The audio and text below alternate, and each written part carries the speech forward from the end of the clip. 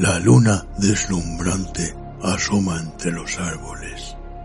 La oscuridad de la noche lo inunda todo.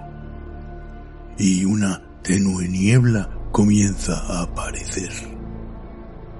Adéntrate en el bosque. Busca el árbol viejo.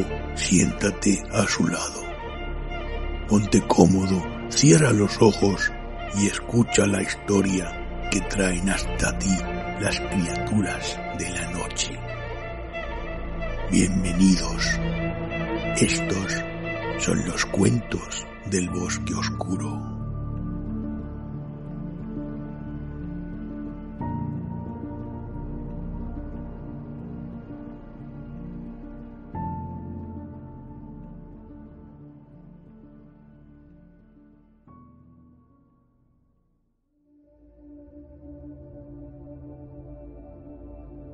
Cuento azul, de Marguerite Yourcenar.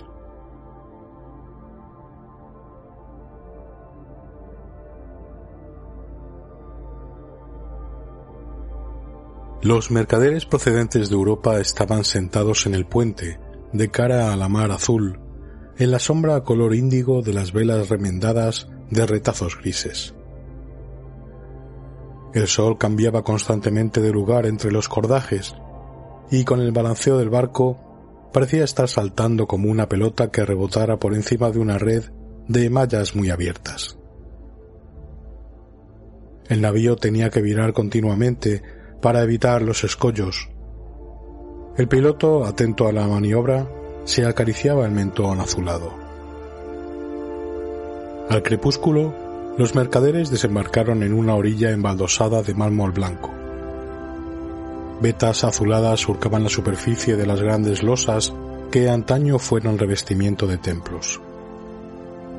La sombra que cada uno de los mercaderes arrastraba tras de sí por la calzada, al caminar en el sentido del ocaso, era más alargada, más estrecha y no tan oscura como en pleno mediodía.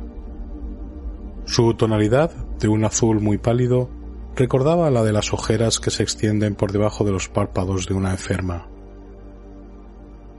En las blancas cúpulas de las mezquitas espejeaban inscripciones azules, cual tatuajes en un seno delicado. De vez en cuando, una turquesa se desprendía por su propio peso del artesonado y caía con un ruido sordo sobre las alfombras de un azul muelle y descolorido. Se levantó la luna y emprendió una danza errática, como un espíritu endiablado, entre las tumbas cónicas del cementerio. El cielo era azul, semejante a la cola de escamas de una sirena, y el mercader griego encontraba en las montañas desnudas que bordeaban el horizonte un parecido con las grupas azules y rasas de los centauros. Todas las estrellas concentraban su fulgor en el interior del Palacio de las Mujeres. Los mercaderes penetraron en el patio de honor para resguardarse del viento y del mar, pero las mujeres, asustadas, se negaban a recibirlos, y ellos se desollaron en vano las manos a fuerza de llamar a las puertas de acero, relucientes como la hoja de un sable. Tan intenso era el frío que el mercader holandés perdió los 5 dedos de su pie izquierdo. Al mercader italiano le amputó los dedos de la mano derecha una tortuga que él había tomado en la oscuridad por un simple cabujón de lapislázuli.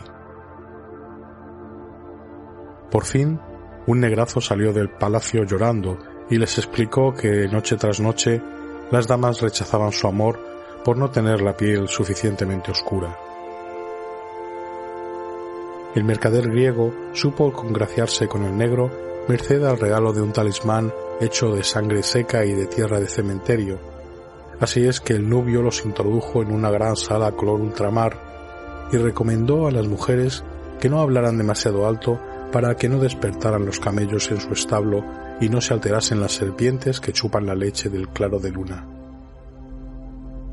Los mercaderes abrieron sus cofres ante los ojos ávidos de las esclavas, en medio de olorosos humos azules, pero ninguna de las damas respondió a sus preguntas, y las princesas no aceptaron sus regalos.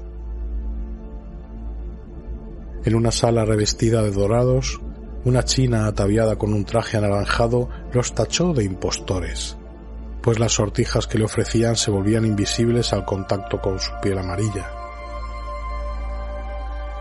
Ninguno advirtió la presencia de una mujer vestida de negro, sentada en el fondo de un corredor, y como le pisaran sin darse cuenta los pliegues de su falda, ella los maldijo invocando al cielo azul en la lengua de los tártaros, invocando al sol en la lengua turca, e invocando a la arena en la lengua del desierto.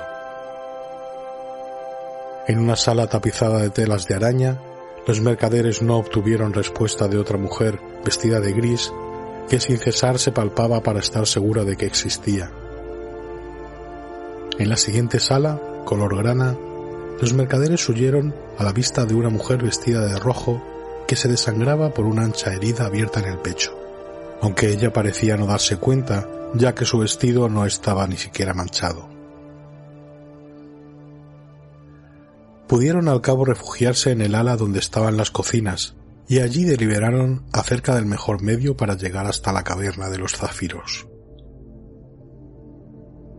Constantemente los molestaba el trajín de los aguadores, y un perro sarnoso fue a lamer el muñón azul del mercader italiano, el que había perdido los dedos. Al fin vieron aparecer por la escalera de la bodega a una joven esclava que llevaba hielo granizado en una taifor de cristal turbio.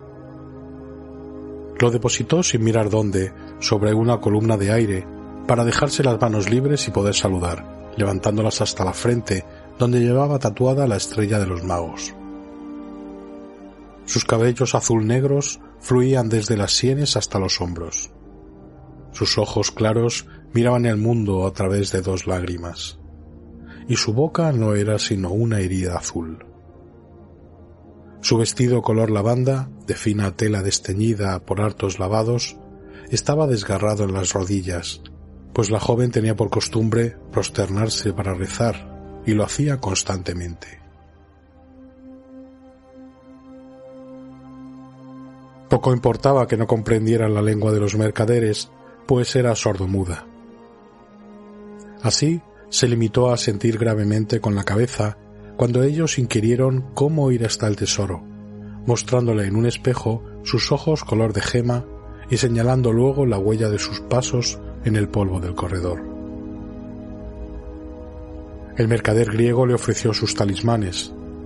La niña lo rechazó como lo hubiera hecho una mujer dichosa, pero con la sonrisa amarga de una mujer desesperada. El mercader holandés le tendió un saco lleno de joyas, pero ella hizo una reverencia desplegando con las manos el pobre vestido todo roto, y no les fue posible adivinar si es que se juzgaba demasiado indigente o demasiado rica para tales esplendores. Luego, con una brizna de hierba, levantó el picaporte de la puerta y se encontraron en un patio redondo como el interior de un pozal, lleno hasta los bordes de la fría luz matinal. La joven se sirvió de su dedo meñique para abrir la segunda puerta, que daba a la llanura, y uno tras otro se encaminaron hacia el interior de la isla por un camino bordeado de matas de aloe. Las sombras de los mercaderes iban pegadas a sus talones, cual 7 víboras pequeñas y negras, en tanto que la muchacha estaba desprovista de toda sombra, lo que les dio que pensar si no sería un fantasma. Las colinas, azules a distancia, se volvían negras, pardas o grises a medida que se aproximaban. Sin embargo, el mercader de la Turena no perdía el valor y para darse ánimos cantaba canciones de su tierra francesa. El mercader castellano recibió por 2 veces la picadura de un escorpión, y sus piernas se hincharon hasta las rodillas y cobraron un color de berenjena madura, pero no parecía sentir dolor alguno, e incluso caminaba con el paso más seguro y más solemne que los otros, como si estuviera sostenido por 2 gruesos pilares de basalto azul. El mercader irlandés lloraba viendo cómo gotas de sangre pálida perlaban los talones de la muchacha, que andaba descalza sobre cascos de porcelana y de vidrios rotos.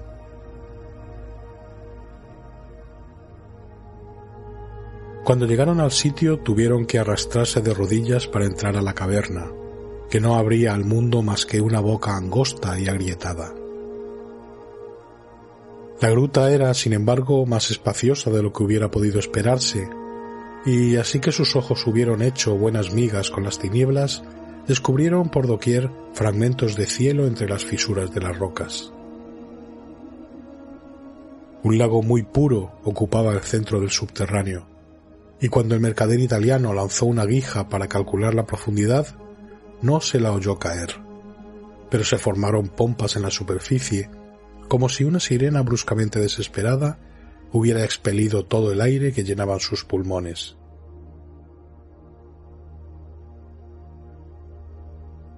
El mercader griego empapó sus manos ávidas en aquella agua y las sacó teñidas hasta las muñecas, como si se tratara de la tina hirviendo de una tintorera.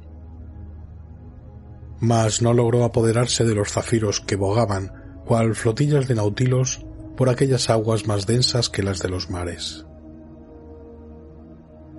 Entonces la joven deshizo sus largas trenzas y sumergió los cabellos en el lago. Los zafiros se prendieron en ellos como en las mallas sedosas de una oscura red. Llamó primero al mercader holandés, que se metió las piedras preciosas en las calzas.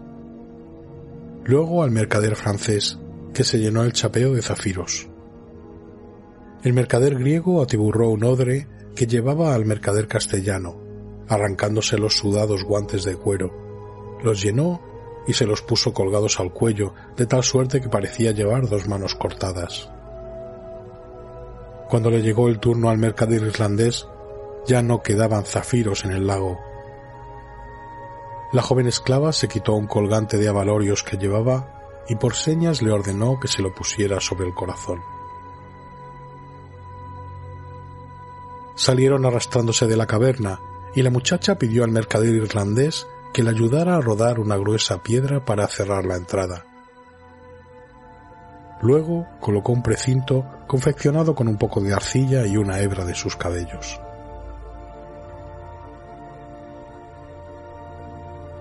El camino se les hizo más largo que a la ida por la mañana.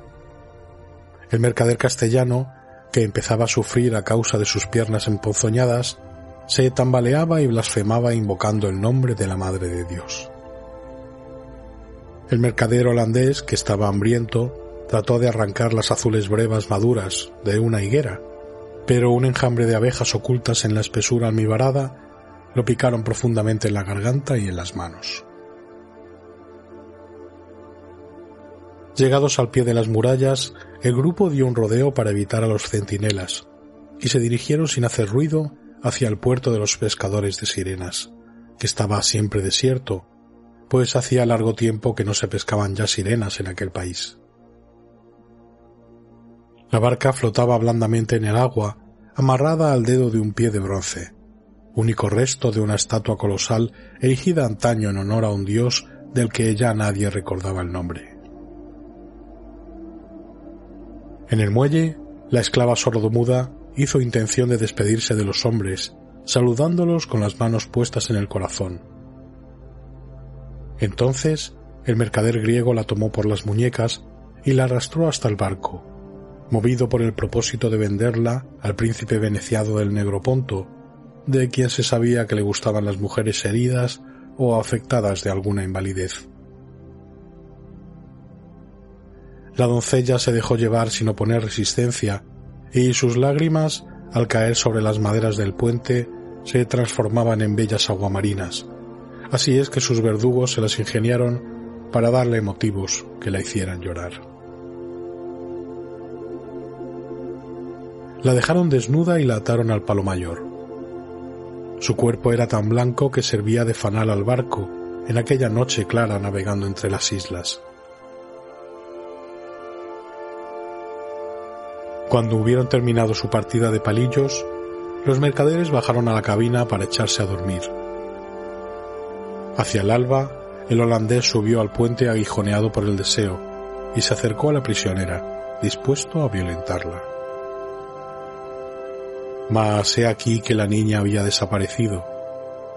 Las ligaduras colgaban, vacías, del tronco negro del mástil, como un cinturón demasiado ancho, y en el lugar donde se habían posado sus pies suaves y delgados no quedaba otra cosa que un mantoncito de hierbas aromáticas que exhalaban un humillo azul.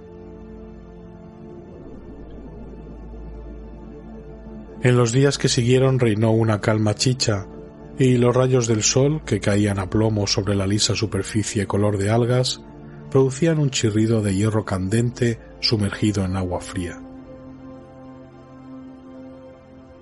Las piernas gangrinadas del mercader castellano se habían puesto azules como las montañas que se columbraban en el horizonte, y purulentos regueros se deslizaban desde las tablas del puente hasta el mar. Cuando el sufrimiento se hizo intolerable, el hombre sacó del cinturón una ancha daga triangular y se cercenó a la altura de los muslos las dos piernas envenenadas. Murió agotado al despuntar la aurora, después de haber legado sus zafiros al mercader suizo, que era su enemigo mortal. Al cabo de una semana recalaron en Esmirna, y el mercader de Turena, que siempre había temido al mar, optó por desembarcar, con intención de continuar su viaje a lomos de una buena mula. Un banquero armenio le cambió los zafiros por 10.000 monedas con la efigie del preste Juan. Eran piezas perfectamente redondas, y el francés cargó alegremente con ellas hasta 13 mulos. Pero así que llegó a Angers, tras 7 años de viaje, se encontró con la sorpresa de que las monedas del monarca preste no tenían curso en su país. En Ragusa, el mercader holandés trocó sus zafiros por una jarra de cerveza servida en el mismo muelle, pero tuvo que escupir aquel insulso líquido aventado que no tenía el mismo gusto que la cerveza de las tabernas de Ámsterdam. El mercader italiano desembarcó en Venecia con el propósito de hacerse proclamar dogo, mas pereció asesinado al día siguiente de sus nupcias con la laguna. En cuanto al mercader griego, se le ocurrió atar los zafiros a un cabo largo y suspenderlos en el costado de la barca, esperando que el contacto con las olas fuera benéfico para su hermoso color azul. Al mojarse, las gemas se volvieron líquidas y apenas se añadieron al tesoro del mar unas pocas gotas de agua transparente. El hombre se consoló pescando peces y asándolos al rescoldo de la ceniza.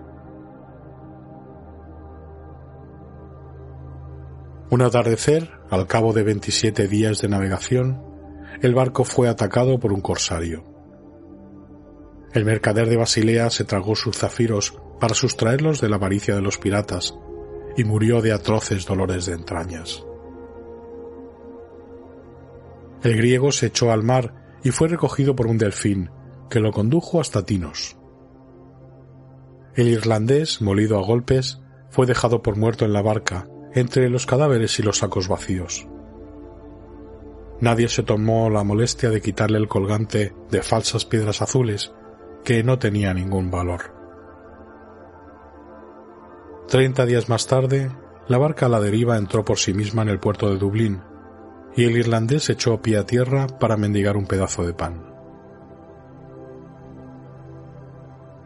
Estaba lloviendo. Los tejados oblicuos de las casas bajas sugerían grandes espejos destinados a captar los espectros de la luz muerta. La calzada desigual se encharcaba más y más. El cielo, de un parduzco sucio, parecía tan cenagoso que ni los ángeles se hubieran atrevido a salir de la casa de Dios. Las calles estaban desiertas. El puesto de un mercero ambulante, que vendía calcetines de lana cruda y cordones para los zapatos, se veía abandonado al borde de una acera debajo de un paraguas abierto. Los reyes y los obispos esculpidos en el pórtico de la catedral no hacían nada para impedir que cayera la lluvia sobre sus coronas o sus mitras, y la Magdalena recibía el agua en sus senos desnudos. El mercader, todo desalentado, fue a sentarse bajo el pórtico junto a una joven mendiga, tan pobre que su cuerpo, azulenco de frío, se veía a través de los desgarrones de su vestido gris. Sus rodillas se entrechocaban ligeramente. Sus dedos, cubiertos de sabañones, apretaban un mendrugo de pan. El mercader le pidió por el amor de Dios que se lo diera, y ella se lo tendió en el acto. El mercader hubiera querido regalarle el colgante de abalorios azules, puesto que no tenía ninguna otra cosa que ofrecer. Mas en vano buscó en sus bolsillos, alrededor de su cuello, entre las cuentas de su rosario. No hallándolo, se echó a llorar desconsolado. No poseía ya nada que pudiera recordarle el color del cielo y la tonalidad del mar en donde había estado a punto de perecer. Suspiró profundamente, y como el crepúsculo y la fría niebla se espesaban en derredor, la muchachita se apretó contra él para darle calor. El hombre le hizo preguntas acerca del país, y ella le contestó en el tosco dialecto del pueblo que dejara antaño, siendo aún muy chico. Entonces apartó los cabellos desgreñados que cubrían el rostro de la mendiga, pero tan sucio estaba que la lluvia iba trazando en él regritos blancos, y el mercader descubrió horrorizado que la niña era ciega y que una siniestra nube velaba el ojo izquierdo. No dejó por ello, sin embargo, de posar su cabeza en aquellas rodillas mal cubiertas de harapos, y se durmió sosegado. El ojo derecho, que había visto privado de mirada, era milagrosamente azul.